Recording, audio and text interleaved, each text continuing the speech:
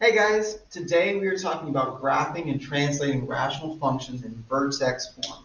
That's a long way of saying we're really just doing the same lesson we've already done 5 times this year. We're taking a graph and we're shifting it around with A, H, and K.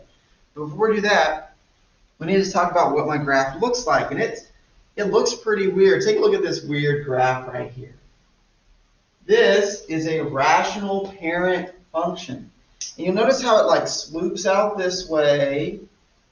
We got a sloop here and a sloop here. And these two aren't even connected. Well, my graph's going to keep going up this way and keep going out to the right this way, and they're not going to connect in the center. The reason they don't connect is because whenever we start plugging numbers in, think about when we start plugging numbers into our parent function. Our parent function is f of x equals 1 over x. Whenever I start plugging numbers in for x, it spits out weird numbers. Like if I plug in 1, hey, that's pretty normal. It spits out 1. 1 divided by 1 is 1. But each number that I plug in, the bigger my number gets, the bigger that I'm dividing by, the smaller my y value gets. And so we're going to keep going out this way and get closer and closer and closer to 0. Same thing's going to be true whenever we go out this way, down this way, down this way. It's just going to keep getting closer and closer and closer to 0, but it's never actually going to touch 0 because we can't actually plug in 0 for x in this problem because we can't divide by 0. Think about it. If I plugged in 0 here for x, that'd be 1 divided by 0. That doesn't work. Remember, we cannot divide by 0, so that makes plugging in 0, error, error, it's undefined. Doesn't work. So that creates what are known as asymptotes. Asymptotes are kind of imaginary lines that my graph cannot touch. It can get super close to, but it cannot touch. So we have an asymptote for my y-intercept here. Like we're going to have an asymptote here. That's something that my graph can get really close to, but it can't touch. And we'll have a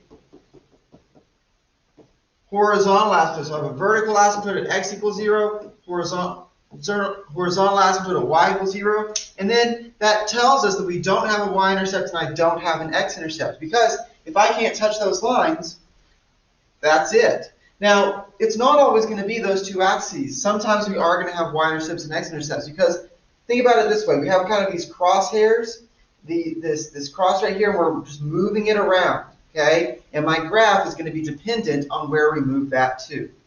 Now, our domain and range. Our domain is going to be everything except for the asymptote. So in this case, it's all real numbers except x can't be 0. And my range is all real numbers except for my horizontal asymptote. So it's all real numbers except for y can't be equal to 0. Now, all the rules are still the same. You remember we've done these before. We got our rational functions here as we are looking. We got our a's and our h's and our k's. Now, let's take a moment. Let's just break it down really simply. This is my equation right here. Y equals a over x minus h plus k. Now that's how we can modify my parent function to help us be able to find my a, find my h, find my k, and that's going to tell me where my graph goes.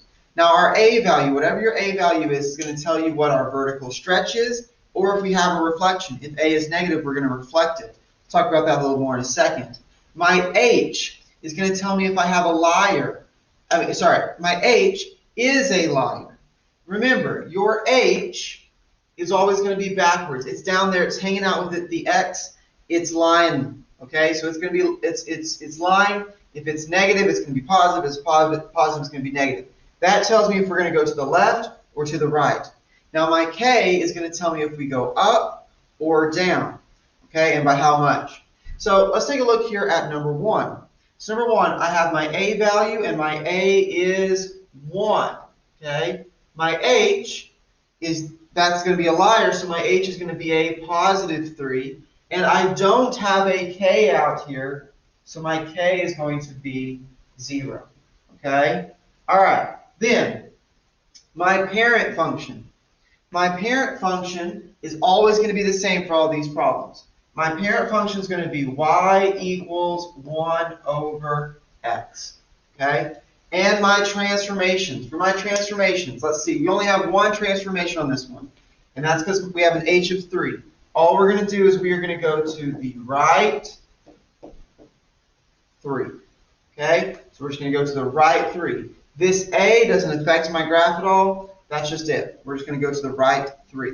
So think about, we have our crosshairs, and all we're going to do is we're going to shift it to the right 3. Okay? All right, so now my vertical asymptote.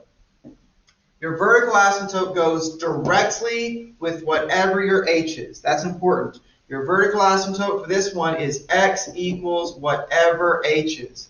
So it's going to be x equals 3. And that makes sense. I'm taking my vertical asymptote and I'm going to move it to the right 3. So we're going to go over to the right 3, and we can draw going up this way and down this way. I can draw on here my vertical asymptote. I've just taken it and moved it over to the right. Now, my horizontal asymptote. If my vertical asymptote corresponds with my h, my horizontal asymptote is going to correspond with my k value. And since my k is 0 in this case, my horizontal asymptote is going to be y equals whatever k is. It's going to be y equals 0. So my horizontal asymptote is going to stay right where it started. It's going to be right here along my flat line. Okay? Now my y-intercept and x-intercept. For your y-intercept and your x-intercept, we can plug in our to find your y-intercept, we plug in 0 for x. To find your x-intercept, we plug in 0 for y. These points help give us some parameters for our graph. So for my y-intercept, we're going to plug in 0 for x. So I'm going to go off to the side, and I'm going to take my original equation, y equals 1 over, but instead of writing an x here, I'm going to write a 0. So we're going to go 0 minus 3. Now, 0 minus 3 is, of course, negative 3. So we're going to have y equals negative 1/3. All right, so my y-intercept is going to be at x is 0, y is negative 1/3. And my x-intercept. My x-intercept, I want you to think for a second. We're actually not going to have an x-intercept for this problem.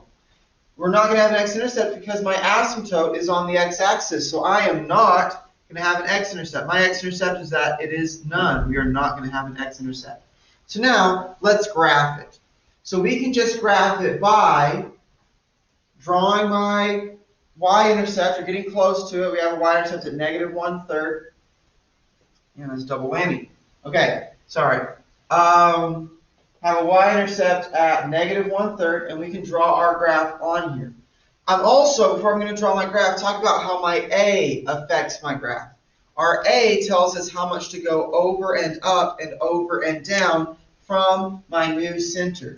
So there's my new center, and so my a, we're going to go over 1, up 1 to put a point, down, left 1, down 1 to put a point, and now my graph is just going to hug these asymptotes and connect with this point. So it's going to go here, and connect to that point, and then it's going to go out this direction.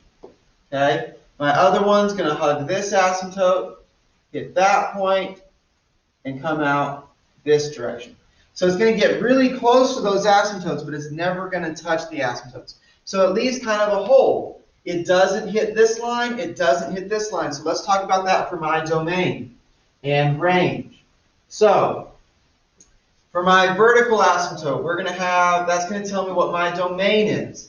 So my domain is going to be all real numbers except that vertical asymptote, because we've got to skip over it. So it's going to be all real numbers except x can't equal 3. It's going to be negative infinity to 3, union 3 to positive infinity. It goes all the way from negative infinity up to 3, and then it comes to a screeching halt, and then it skips over to the other side of 3, and it keeps going. It gets infinitely close to 3, but it never actually touches it. My range, same idea, except my range corresponds with my horizontal asymptote. So my range is going to be all real numbers except y can't equal 0. So we have all real numbers, y can't equal, So it's going to be negative infinity. It's going to be negative infinity to 0, 0 to positive infinity. Negative infinity to 0, union 0 to positive infinity. All right. I want you to notice something else here. My h, my vertical asymptote, and my domain all use the same number because those are all affected by the same thing.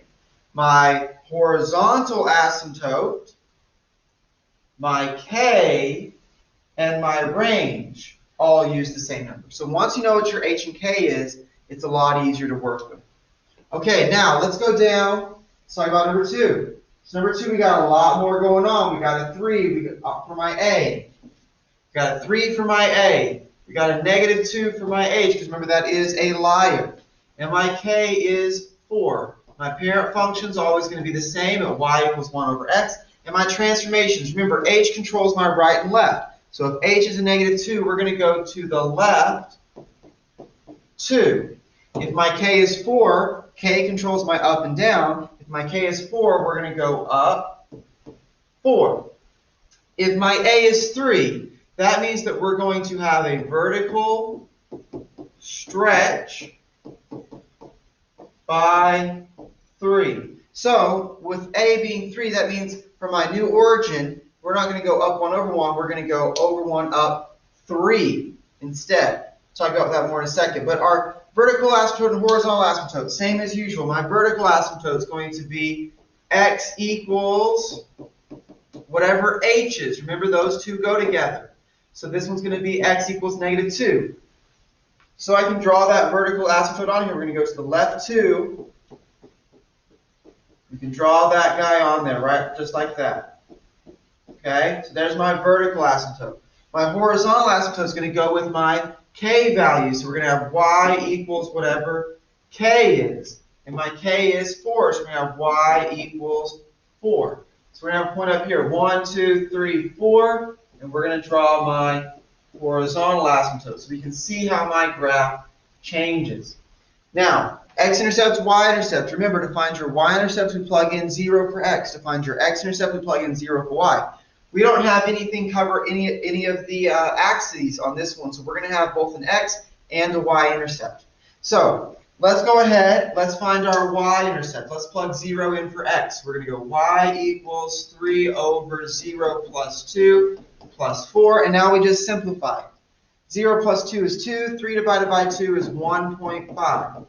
1.5 plus 4 is 5.5.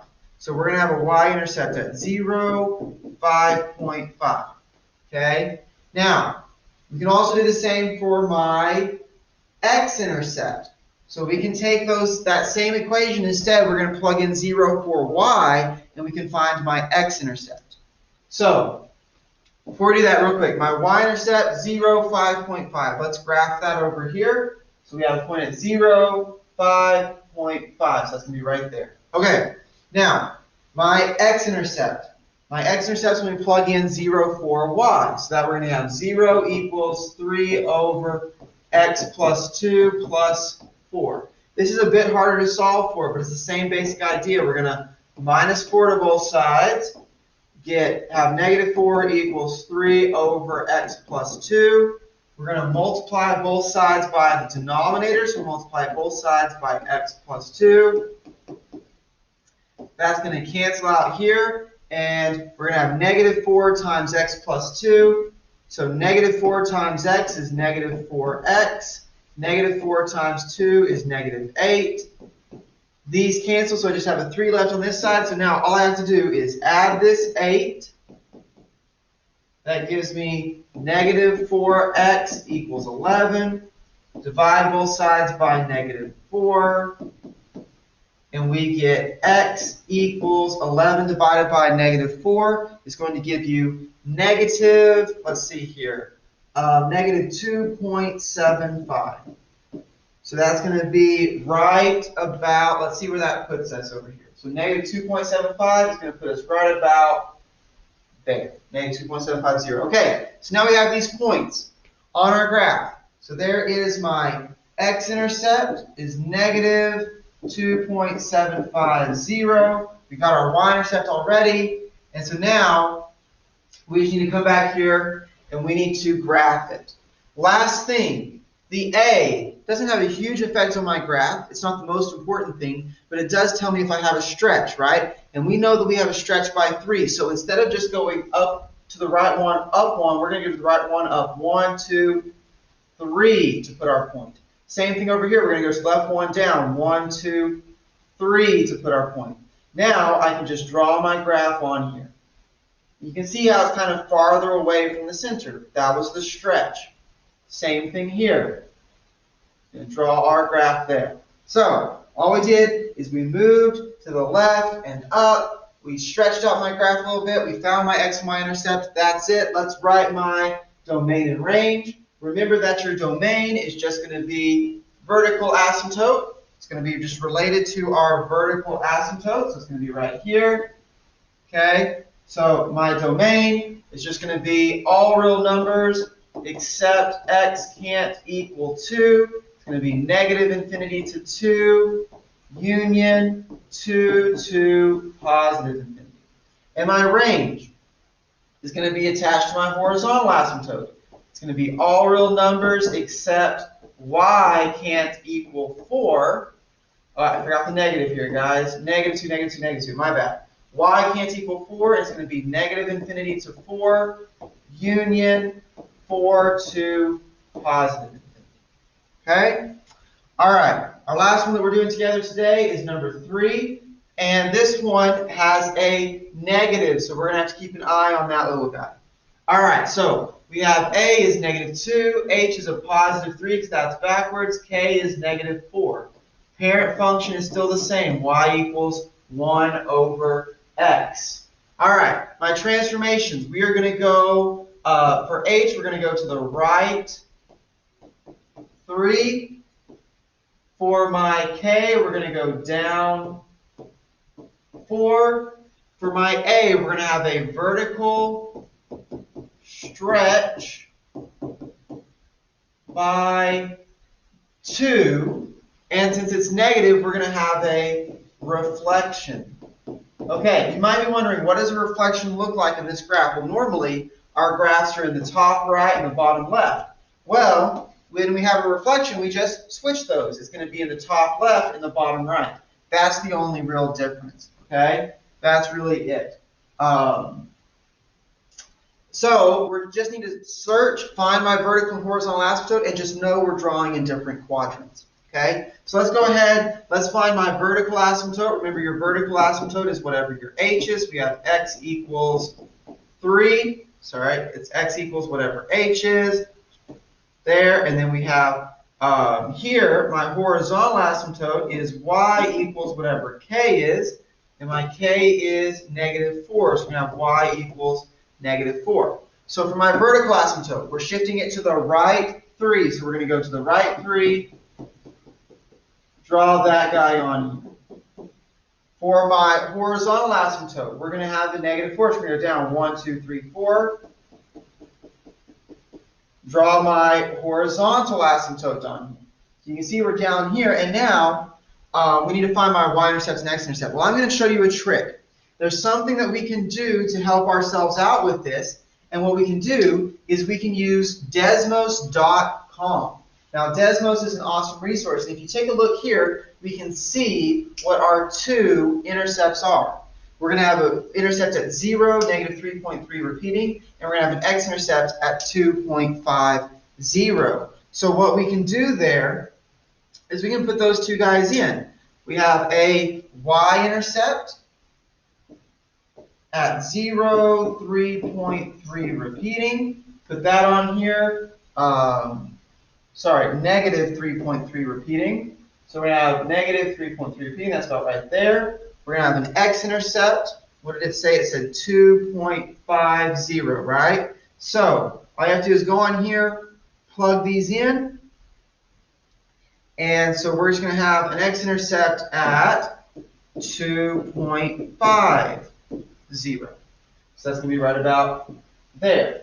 Then we can graph our points. I just wanted to show you that, and it can help you graph. It can help you see where it's supposed to go. It really is a great resource. Don't be afraid to use Desmos to help you out on today's lesson. Okay, Desmos.com. All right. Now, we're going to then draw my graph, we have a stretch by 2. I know that I'm going to be in this top left section and the bottom right section, okay, because it flipped. Normally it's in these two sections, but now it's going to flip and be in these two.